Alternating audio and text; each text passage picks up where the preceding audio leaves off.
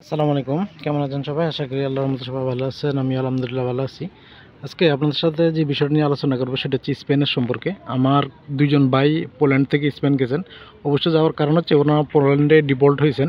তো পোল্যান্ডে এসে ওনারা মূলত লিথুনিয়ার বিষয় ছিল, পোল্যান্ডে এসেছিলেন, কাট করতে পারেন নাই। পরে ওনাদেরকে পরামর্শ দেওয়া হয়েছে যে আপনারা স্পেনে চলে যান।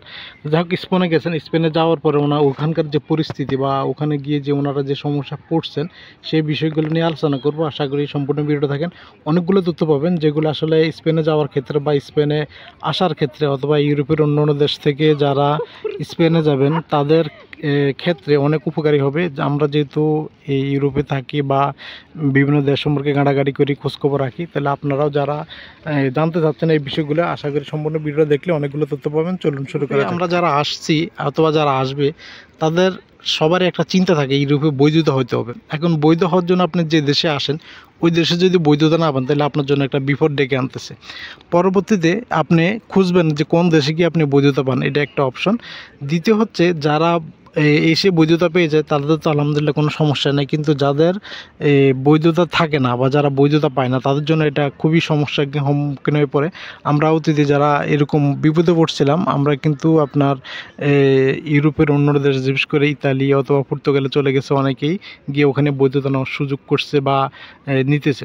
এবং কি যেমন আপনার পোল্যান্ডে ও ইউরোপের অন্য দেশ থেকে যারা ওয়ার্ক পারমিট নিয়ে আসছে, ইউরোপের অন্য দেশে আপনি টিআরসি নিছে আবার এইখানে এসে সুযোগ করতেছে বা সুযোগ নিছে, সেই সুযোগগুলো কিন্তু আস্তে আস্তে সব বন্ধ হয়ে গেছে।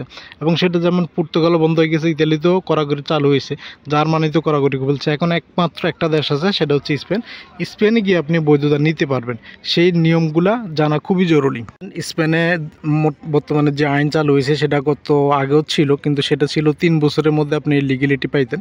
সেটা এখন থেকে যে এবছর থেকে সেটা 2 বছরে করা হয়েছে, যে 2 বছরের মধ্যে আপনি লিগ্যালিটি পাবেন।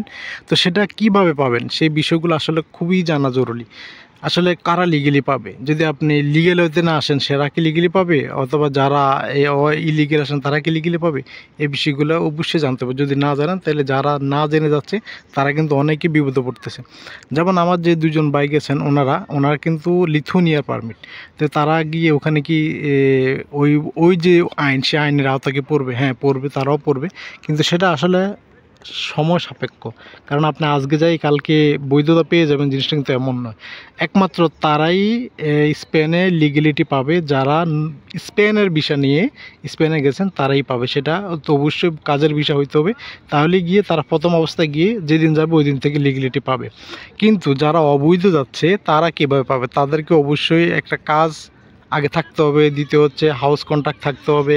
হ্যাঁ, তো এই জিনিসগুলো যাদের থাকবে এবং কি যাদের 2 বছর পূর্ণ হবে, 2 বছর আপনি সরকারকে ট্যাক্স প্রদান করবেন, তারপরে গিয়ে আপনি কাগজপত্র জমা দিবেন, তারপরে গিয়ে আপনাকে স্পেন সরকার আপনাকে বৈধতার সুযোগ দিবে। এখন আপনারা অনেকে মনে করেন যে স্পেনে শেষ ভরসা, স্পেনেই আপনার লাস্ট স্থান। হ্যাঁ, এটা সবই ঠিক আছে।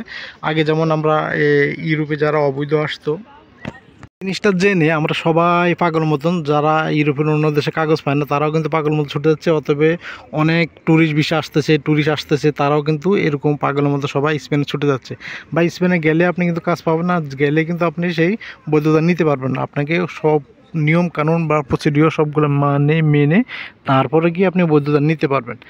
অ্যাট ফার্স্ট হচ্ছে যাদের হাতে টাকা আছে, মোটামুটি ভালো পরিমাণ টাকা আছে আপনার হাতে, আপনি থাকতে পারবেন, চলতে পারবেন, আপনার কারোর উপর নির্ভর নাই, তাদের কিন্তু এই সুযোগটা কাজে লাগাতে পারবে। কারণ হচ্ছে ওখানে মোটামুটি ভালো একটা সময়, যে সময়টা আপনাকে ওখানে দিতে হবে, কারণ আপনি গিয়েই কিন্তু কাজ পাবেন না। এরকম প্রচুর প্রার্থী ওখানে গিয়ে বসে আছে যাদের কাজ নেই, বাসা নেই, বিভিন্ন জায়গায় থাকতেছে। সুতরাং আপনাকে আগে অ্যাট ফার্স্ট হাতে অনেকগুলো টাকা নিয়ে যাইতে হবে, যেতে করে আপনি ওখানে গিয়ে বসে বসে খেতে পারেন, নিজে একটা কাজ খুঁজতে পারেন, পরিবেশ তৈরি করতে পারেন, তারপরে গিয়ে আপনি বৈধতার চিন্তা।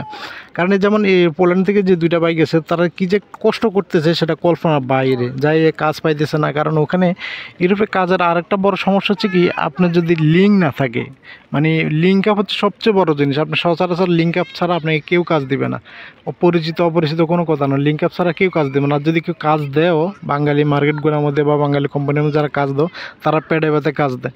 তো এবং পুলিশি ঝামেলার কারণে অনেকে কাজ দিতেও চায় না, তো যার কারণে অনেকেই সমস্যার সম্মুখীন হতে হয়।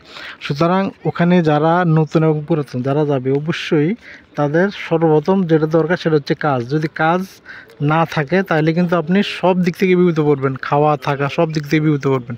সুতরাং ওখানে যাওয়ার আগে সর্বপ্রথম যে জিনিসটা লাগবে সেটা হচ্ছে কাজ এবং বাসা।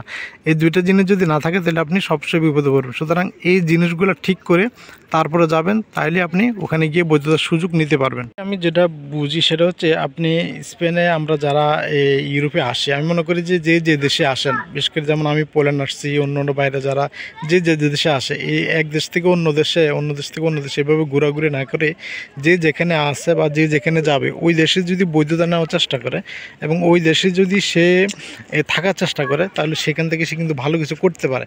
আমরা এটা না করেই বিভিন্ন জায়গায় ঘোরাঘুরি করি, স্বপ্ন দেখি যে এখান থেকে মনে হয় স্পেনে ভালো হবে, স্পেন থেকে মনে হয় জার্মানিতে ভালো হবে, জার্মান থেকে মনে হয় নেদারল্যান্ডে ভালো হবে। এই চিন্তাটা আমরা সারাক্ষণ করি, যার কারণে আমরা আসলে ক্ষতিগ্রস্ত হই। আসলে ইউরোপের সবচেয়ে বড় একটা বিষয় সেটা হচ্ছে আপনার লিঙ্ক আপ।